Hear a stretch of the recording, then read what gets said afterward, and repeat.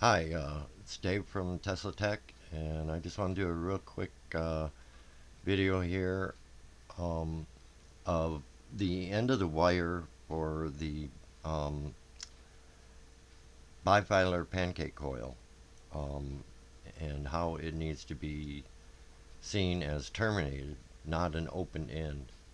This is an issue that I'm not sure of, whether we need a diode on the end of the wire between the frequency generator and or the signal generator and the end of the wire of the coil. If we need a diode between there, um,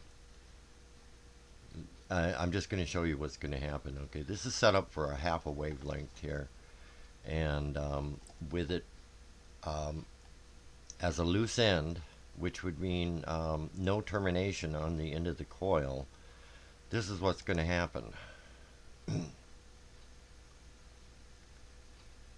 A standing wave is not going to form.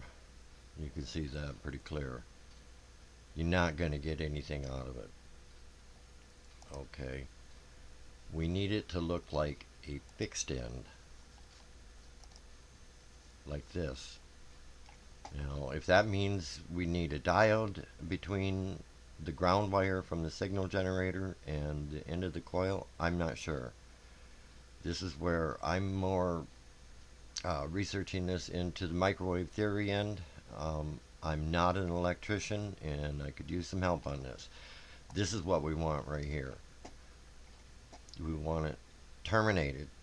Um, we don't want a load on the end. We want it reflected back, but it needs to not be an open connection like you would with a quarter wave where you're transmitting through the earth or something, where there's going to be an open connection at the end. You see the difference here?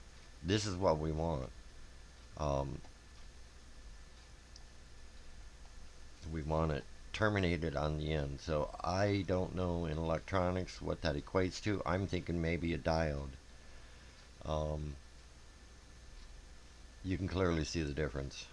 Um, with just the signal generator hooked up to the coil on the ends of the wires, the two outside wires from the coil.